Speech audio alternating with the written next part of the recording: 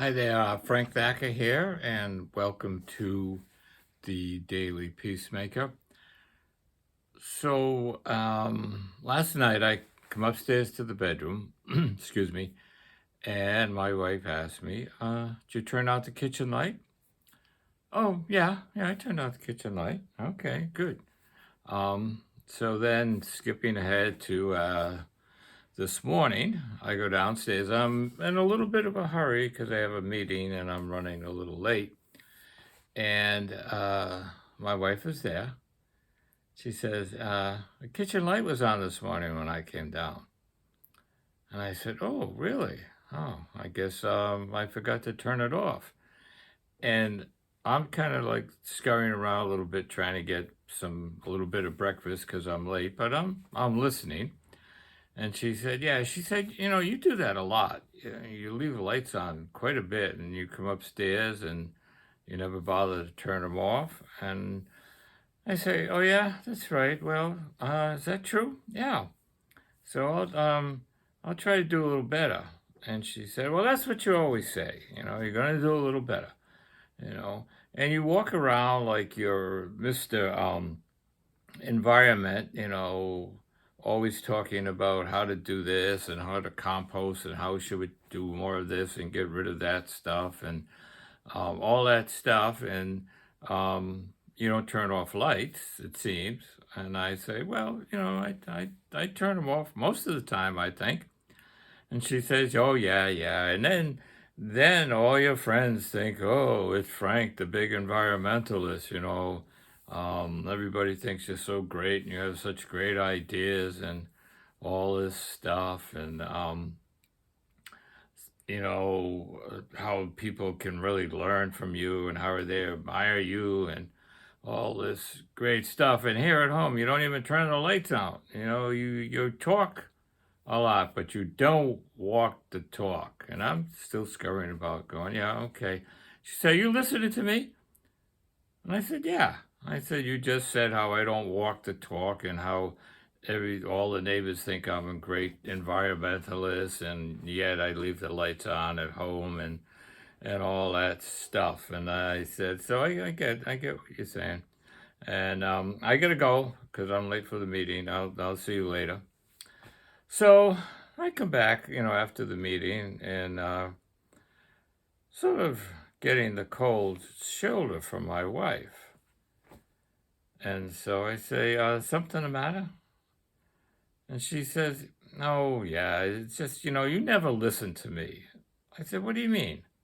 I said, this morning I listened to you. Everything you said, I could repeat back quite a bit of it, almost verbatim, word for word.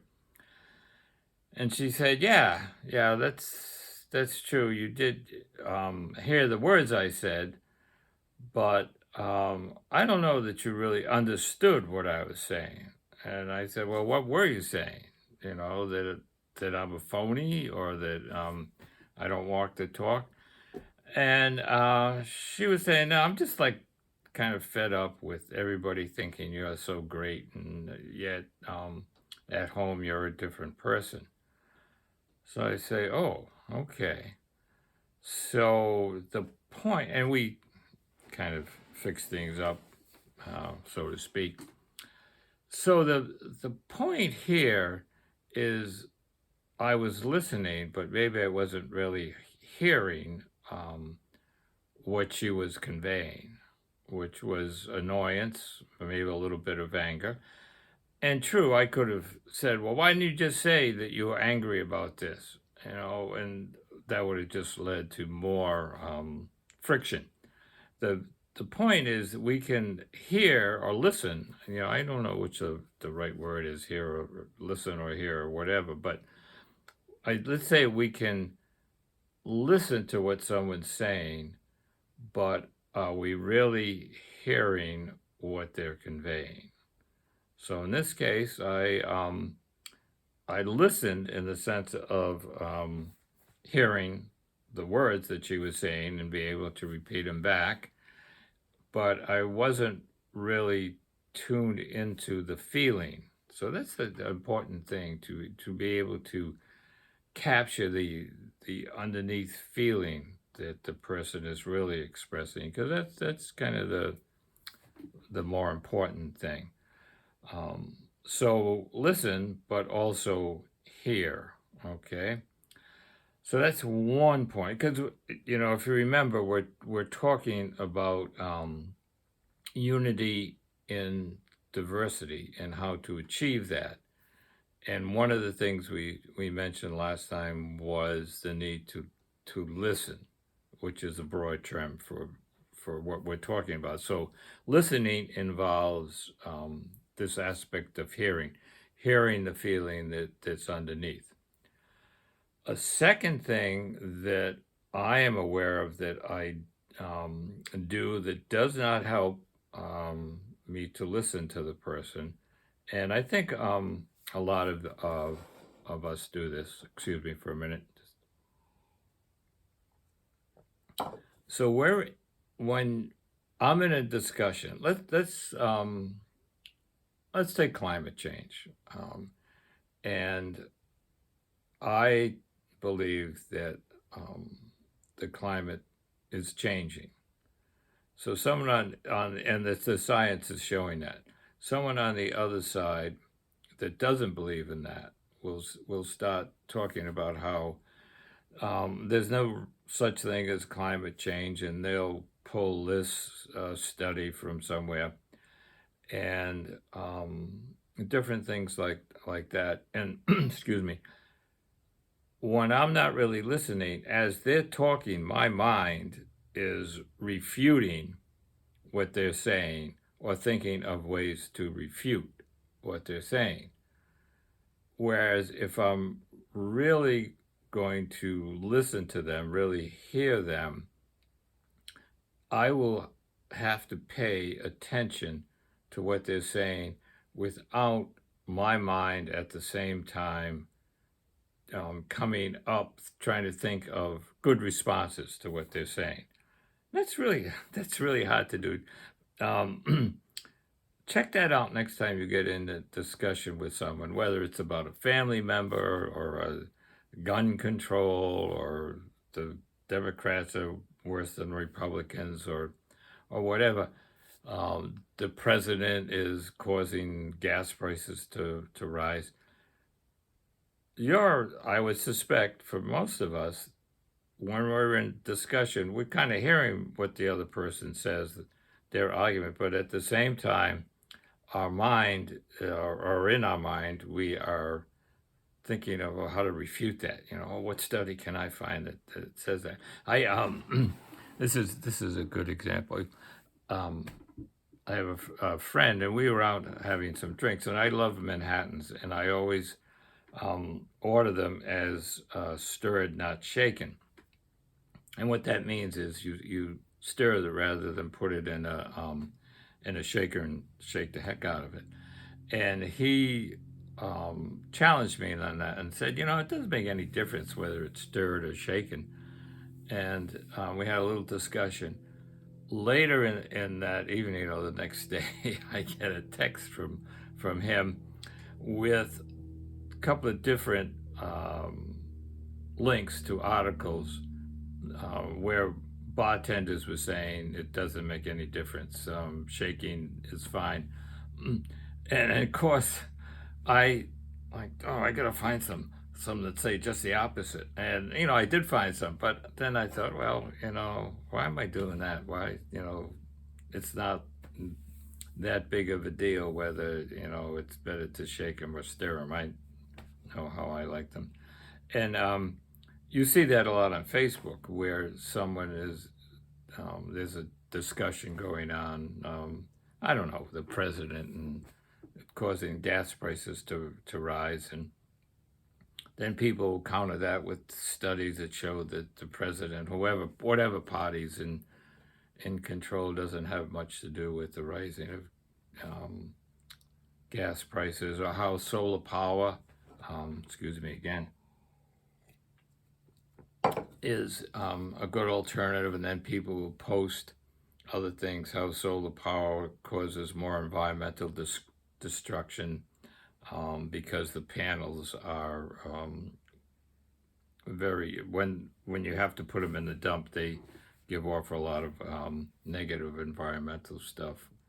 And then someone else will counter that, oh, there's new panels now and they're not as causing as many problems. Then you really don't listen to each other. And it's a little easier on something like Facebook or with someone back and forth with text because you can take what they're saying or the article that they posted and look at it and reflect on it with an open mind. But when it's one-on-one, I would bet most of us are listening to what the person's saying, but on the other side of our mind or brain, we're thinking, oh, how can I refute that? Or, well, do they know about this? And so you got listening in the sense of really hearing the feeling, listening and with a blank mind, for lack of a better word, an open mind, I guess, is maybe a better phrase than empty mind.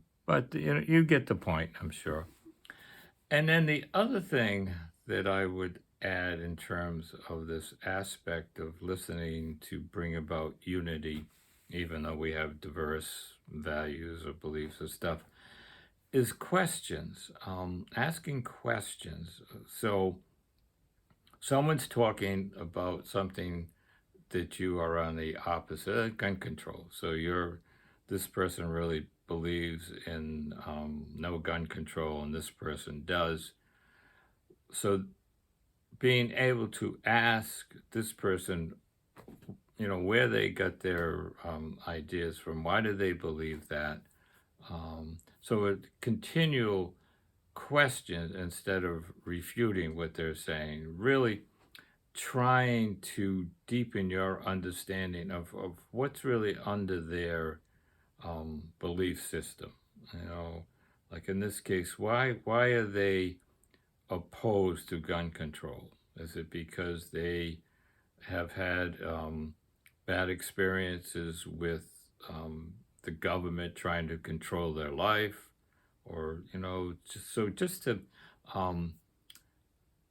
be able to ask good questions, and anything you say in response might be put almost in a question form, in the sense of, well, have you thought about this?